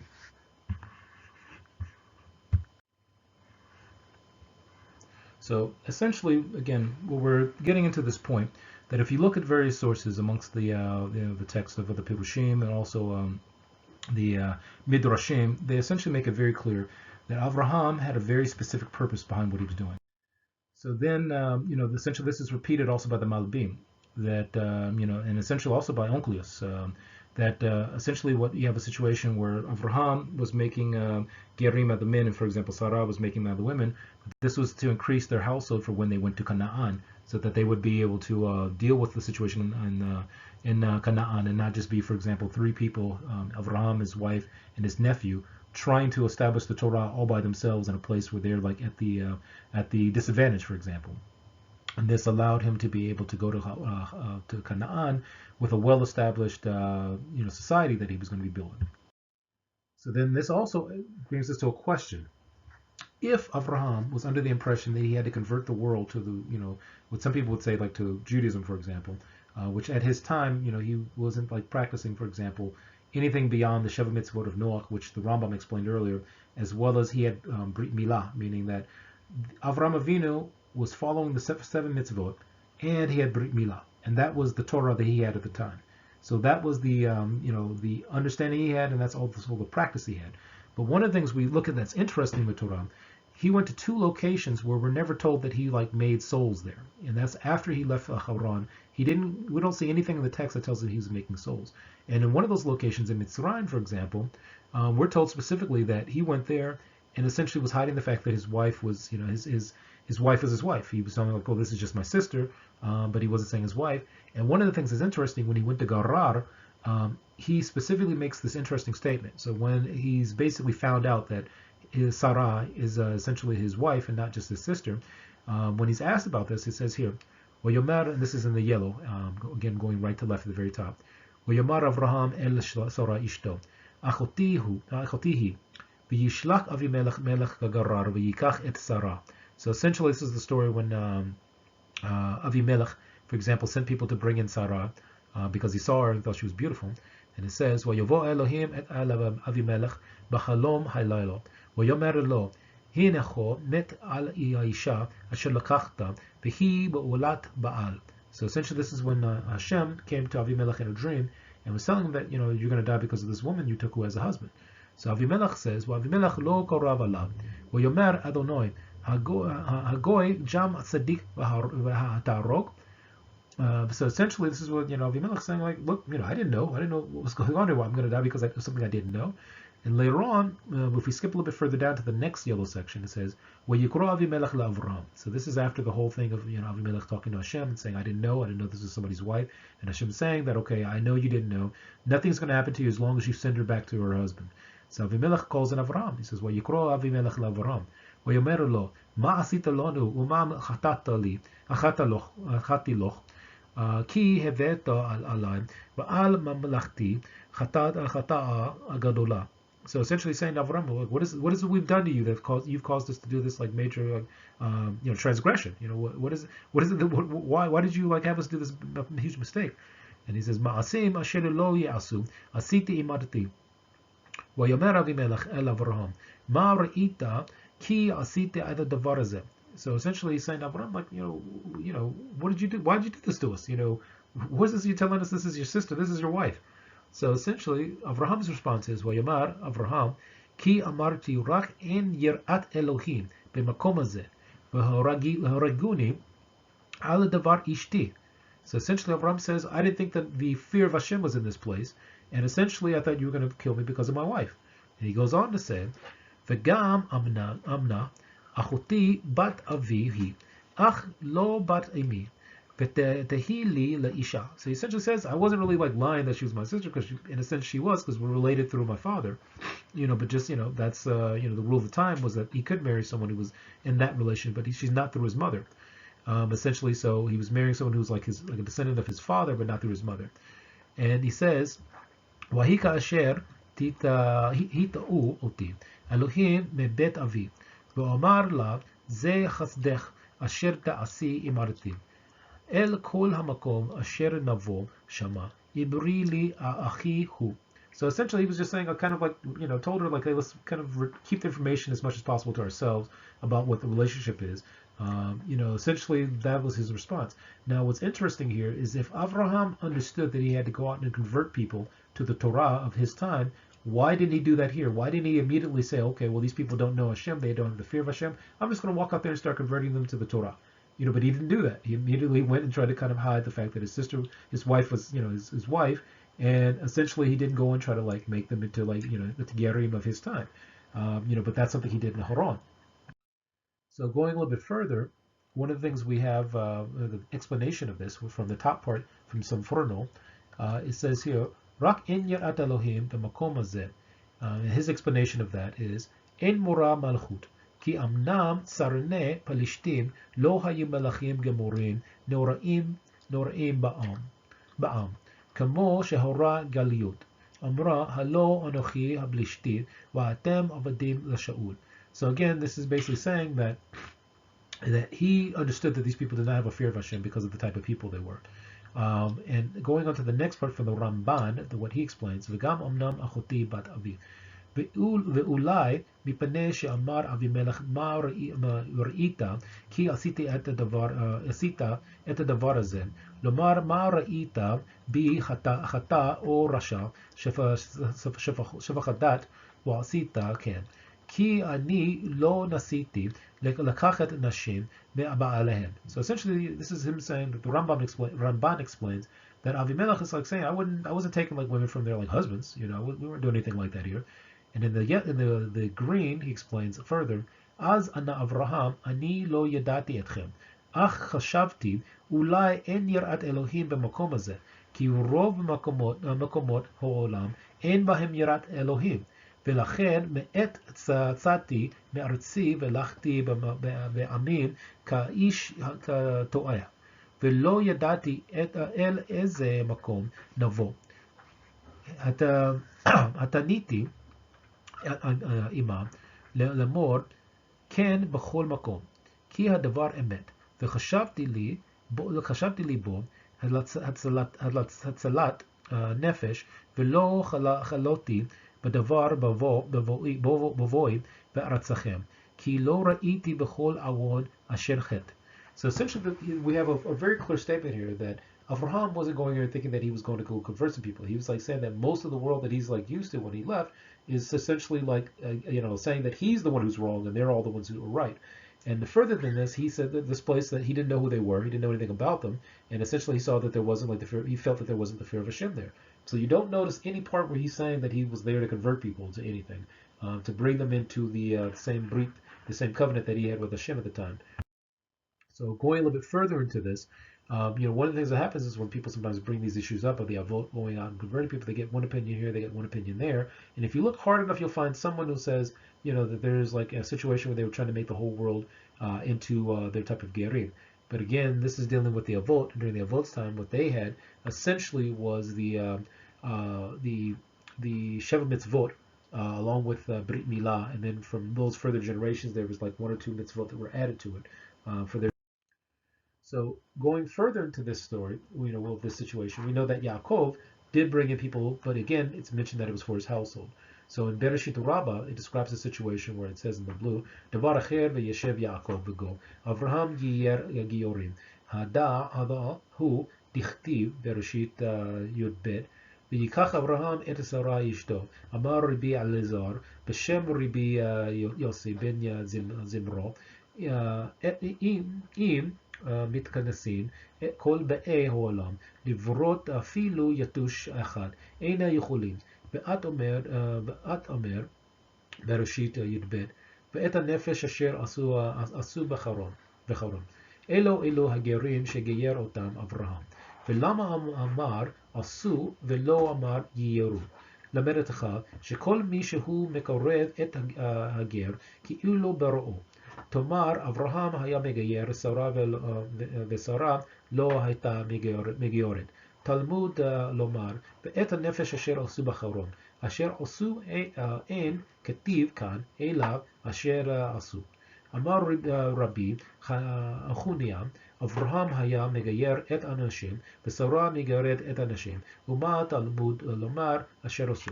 So essentially the blue part is talking about this issue of Avraham, bringing into the context of Yaakov, that essentially it's like the people that he made in Haran, it's as if he created them, he made them into new people, essentially, by making them Geirim of his. And that essentially that he was bringing them into his, again, this is pushing the point that he was bringing them to his household. And then in the green, Ela melamed shehaya Avraham avinu machnisan latoch beto umaachilan umashkan uma'karavan umachnisan tachat kanfei hashchina. So what's important here is that Avraham is bringing these people up into his household. He isn't simply like saying to them, here's Hashem, here's the Torah, go out into the world and do A, B, C, D. He's like saying, no, for my household, I'm bringing these people in, and that's why it mentions that he fed them. mentions that he gave them things to drink and he brought them closer to the Shekhinah. So then later it says at the very bottom in yellow, Yaakov Giyyur Giyurim, Dichtiv Bereshit Lamed He Bet. ויאמר יעקב אל ביתו וגוב ויתנו אל יעקב וגוב ויצחק לא שמענו והיכן שמענו ריבי יצחק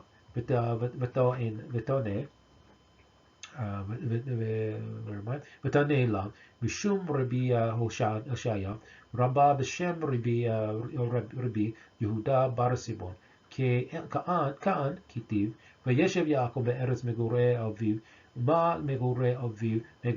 So again, this is pushing the point that even Yaakov made Geirim, but only for his household. It wasn't simply that he was going everywhere and trying to convince the world to become, a part of the nation that was happening. He was essentially making Geirim for his own household to build up his own house. So going further into this idea, one of the issues that was brought up was about Yosef, whether or not he was convincing people to do a Brit Milah, meaning making them, Geirim, for the sake of, getting food during the time of the famine that was happening in Mitzrayim. Now here, if you look at the Midrashim, just like we did earlier, in Midrash Rabbah, Bereshit Tzadi Vav, what it essentially mentions is this, and this is the light blue, going from right to left. Wahi ra'av b'chol ha'aratzot, b'shalosh aratzot, b'fe nikyo, uva'aravyo, uva'falastinit, Bereshit Mem Aleph, Nun He, ותרעב כל ארץ מצרים בגו אשר יאמר לכם תעשו. So essentially this is mentioning about this famine that happened during the time that Yosef was in Mitzrayim, and it happened across 3 lands. So essentially it says in the yellow now, Ribi Abba Bar Kahana Amar Kafa'an Limul. So essentially it's like saying that, okay, Yosef was saying to the people who wanted food, you have to have a milah, So going into the next part where it explains what this means exactly, this is the last part at the bottom in the yellow. It says Targum Piresh Veze Dela Mikayem Gizorat Yosef Venir'e Dichivan Veze Ala Mila Shechafa Yosef Et Mitzrayim Shimulu Atzmam Ke'amar Chazal Bereshit Rabbah Tzadif Vav V'hu Lo Chafatz Veze V'al Ken Chidash Gizirut Al Am Hanemolim ועל ידם כן ממילה לא ירצו עוד המצרים למול את בניהם. So essentially he was trying to convince them to do a milah, meaning a circumcision, with no mention here of him specifically trying to bring him into his household, but it says that we're being told here that the Mitzrayim didn't want to do it. And we'll see that in just a second in the next part of the Midrash that talks about this.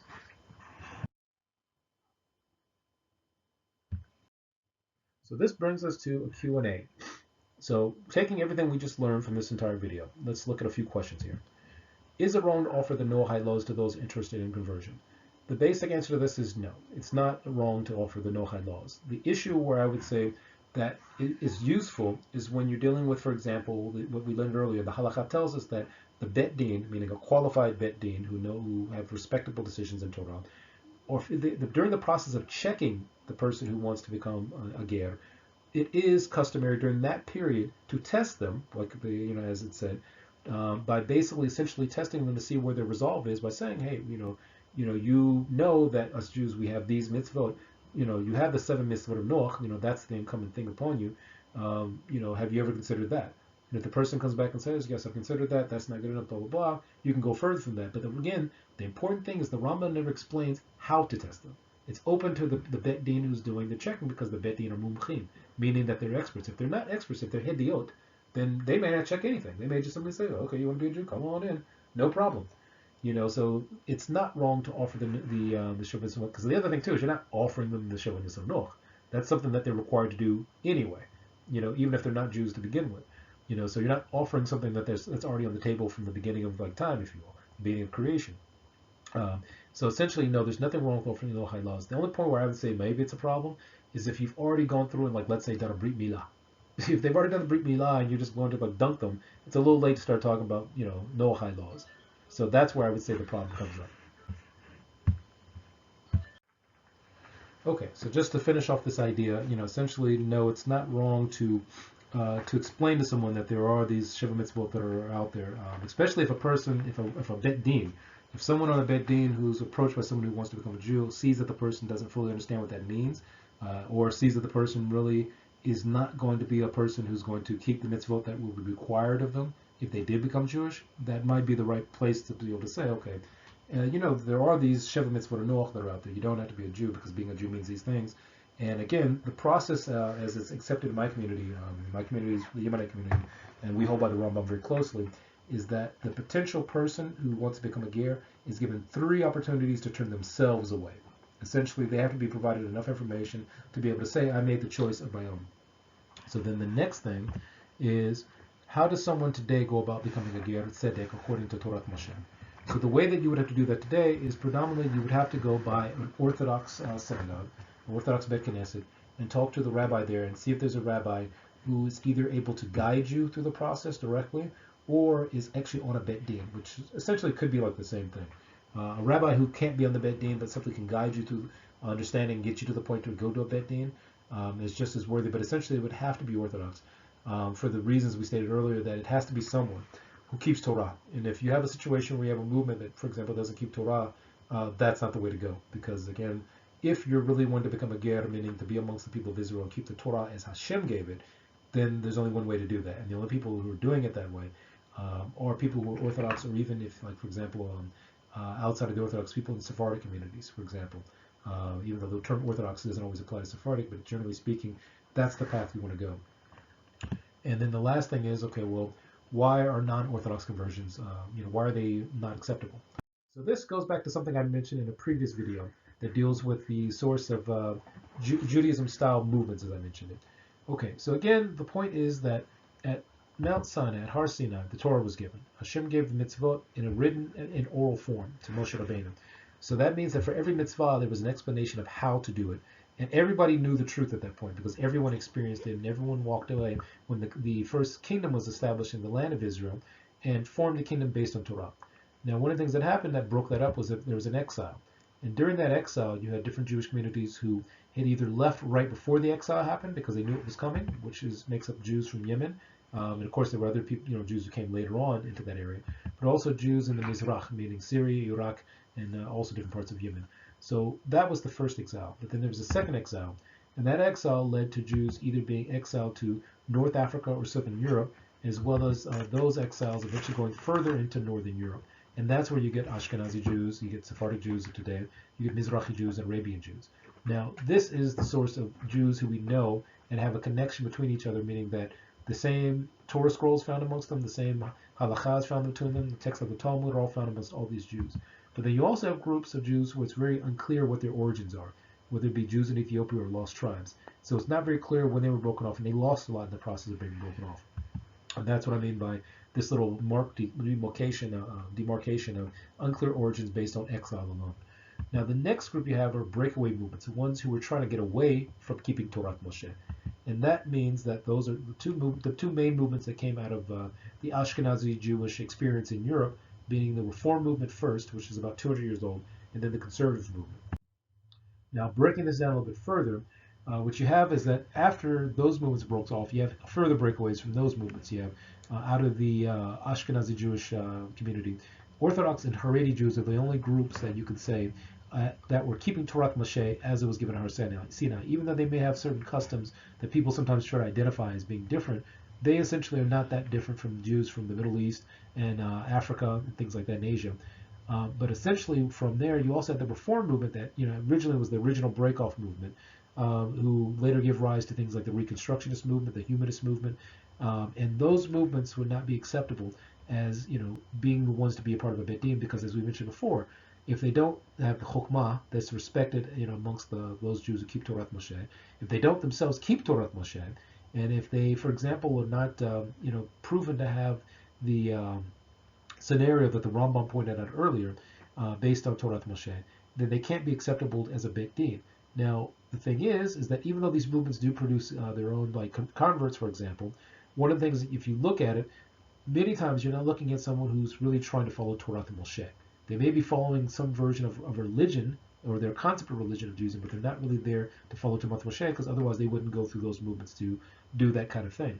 And that's where, when we look at it, is why are they not accepted amongst the Orthodox community? Again, it goes back to the fact that these movements were breakaway movements getting away from Torath Mosheh. And that's one of the reasons that none of these movements ever claimed to be Torath Mosheh or to follow Torath Mosheh. And I've even asked people who are from some of these movements, do you follow Torath Mosheh? And a lot of times they have no idea what I'm talking about. And again, this is not to try to criticize them, but it's just simply to say that this is why they're not acceptable to Orthodox and also traditional Jews, because of the fact that they don't follow Torath Mosheh, nor do they claim to be following Torath Mosheh. I mean, the only way they could really claim to be Torath Mosheh is if, for example, let's say the Reform movement was saying that what we do is the exact same thing that was done at Mount Sinai when the Torah was given. We're doing that exact same thing, but that's not what they claim. Neither does the conservative movement, conservative Orthodox, the humanist Reconstructionists, or any of these other movements that are modern movements of Judaism, for example.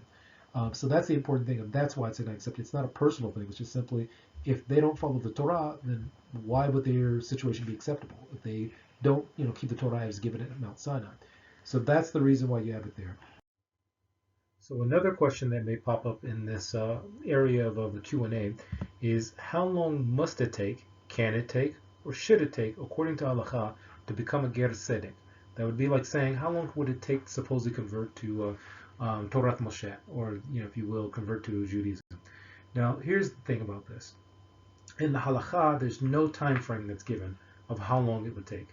As we went through earlier when going through the Rambam's Mishnah Torah and the description he gave of, first of all, checking the person, he gives no time frame of how long a person should use as the time frame to check the person. He gives no framework of, for example, how long the discussion about the Creator and about the issues of the prohibitions against Avodah Zarah, how long that takes. He simply says to extend it. The one area that, the couple areas where he says not to extend it is in the area of the description of the mitzvot, and also what the punishments are for them, the light and the easy ones, and then, or the harder ones, and then also the issue of dealing with if the person didn't become a Jew, and if they remained as they were, or for example, if they kept the Shiva mitzvot, they would be responsible for certain things and would be punished for it, and when they become a Jew, they would be. The Rambam gives no time frame of how long it takes. Now, it must also be noted that in other places of the Mishnah Torah, he is essentially dealing with a lot of the things that would be the framework of when you have a Jewish kingdom that keeps Torah in the land of Israel. So if that's the case, he does mention in another place in Hilchot Avodah Zarah that essentially someone who doesn't keep the Sheva Mitzvot as the bare minimum is not even allowed to come into the land of Israel during that time when there's a Jewish kingdom that keeps Torah. So if that's the case, then essentially you'd only be looking at a situation where the only way for someone to become a Jew would be a Ger Tzedek, would essentially be someone who, first of all, got to the land of Israel, kept the Sheva Mitzvot Noach just to get in, and then from there would have the ability to say that they want to be a Jew. Now, in other situations, for example, you could look at it from this framework. There are in modern times, modern Orthodox, or I mean, not modern Orthodox in terms of the movement modern Orthodox, but most Orthodox conversions nowadays to Judaism, for example, take about a year or two, for example, to complete. And the main reason for that is that you could apply what the Rambam mentioned about checking the person towards like that time frame. The other reason is because in modern times there's also a directive that comes from the Rabbanut here in Israel, and that is to say that during that year, the potential convert, for example, gets to see all of the Jewish calendar for a year. So during that year, it gives them the ability to go through this process that Rambam mentioned about checking them, seeing that they extend the conversation about the Creator and making sure that the oneness of the Creator is understood, making sure that they understand the prohibitions of Avodah Zarah. A person could say, well, that takes a year to go through the Chagim, to see them just as a snapshot. It may even take time for that person to say, okay, I'm moving out of the place where I live into a Jewish neighborhood, and I'm being connected to a Jewish family. That could also take a year to try to complete. So generally speaking, in modern times, it takes about a year, simply because of the fact that that's the best program that most Orthodox communities have come up with to essentially deal with the fact that you're dealing with someone who might be walking off the street and really have no idea what they're asking to join or asking to be a part of. And also, again, for the last 2,000 years, in most places in the world, most people were not interested in becoming Jewish. I mean, there were periods, for example, where, Berbers in North Africa, the Himyar Empire in Yemen, became Jewish at a certain point and joined the Jewish people. But the information about exactly how that was initiated is kind of sketchy at this point. And also the fact is that some of those communities saw the advantage of being Jewish, and they themselves immediately decided on their own to become Jews and became interested in the Torah. So essentially, there is no time frame given for how long it takes to be a Ger Tzedek, how long it would take to even convert to Orthodox Judaism. It depends on the community. If the community sees a need to extend it for some reason, they could. If they, and again, I think the main thing to remember in this area is a person who is coming in not keeping Torah, of course, does not have the ability and the right to be able to say how long it should be for them to go through the process that it would take for them to join the Jewish community and to take on the Torah. They don't get to call that shot. I mean, that's almost like someone saying, I'm coming to a job interview and I will tell you how you take me in as an interviewee for a job. You don't get to call those shots. The other important aspect of it is if you had a person who was not Jewish who came in and went to a Beith Din and or to a rabbi and said, "Hey, I want to be a Jew, and the reason I want to be a Jew is because I've been living like a Jew for the last 10 years, and I've been keeping Torah, and this is the Torah I've kept. These are the books that I've learned. I already know Hebrew. I already know Aramaic. I've learned Talmud. I've learned Torah. I've learned all these things, and I've been living as a Jew up until this point, pretty much completely, minus maybe one or two things. I would like to be a Jew at this point." It could be that that person maybe like walked straight through the process very quickly because they already know what they're doing, and that's another reason, for example, that it could take some time to go through a conversion or to become a Ger Tzedek. Because if you've got someone walking into a community full of people who speak Hebrew, read Hebrew, understand Hebrew, this person doesn't understand any Hebrew, but now you got to teach them the language. Now you have to teach them the basics that everyone else who was born into the Jewish community already has, or should have. For example. So that's another reason. It could be that, for example, it takes time to be able to teach this person how to read a Siddur, a prayer book, how to read the Torah, because you don't want them in a situation where, okay, you've come in the door, you're converted, all right, see you later. That's not what, is the desirable situation. Or you come in the door, okay, you're a Jew now, and then all of a sudden, sorry, we're going to, all of us who are here who have been Jewish, we're going to start speaking Hebrew real quick. You just sit on the side and just listen in, but, we're going to talk amongst ourselves. You also don't want that. You want the person to be integrated into the Jewish people, which would require at some point that they be trained to do so. So that's another reason why it could take a while to go through the process. So again, there is no time frame according to halakha. It could take a year. It could take whatever time that the community feels.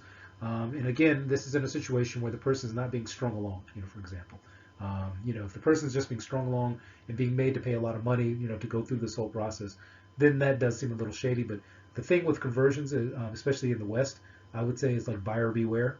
That if someone's asking you for $10,000 to become a Jew, then that does seem a little sketchy. If a person's saying, look, you're paying for classes where I'm going to be teaching you Hebrew, teaching you things, and I'm taking time out of my schedule to do it, and you're coming away with something after the fact, then that would make sense because you're paying for classes, essentially. The person could say, okay, you're paying for the Beith Din. The Beith Din doesn't just, do things for free. It could be, a number of reasons why a person could pay a certain amount, but it would seem like a reasonable amount would be more reasonable if a service is being rendered. And teaching someone, bringing them up to speed into a culture that they don't have a lot of access to could be, no different than teaching a class in the culture, which, most teachers do get paid some money for that. So that's where I would say that's where that would stand. So going to the conclusions, essentially what we discussed, we explored what is the correct method to become a Ger Tzedek according to Torath Mosheh. We explored who's qualified to perform the process of someone becoming a Ger.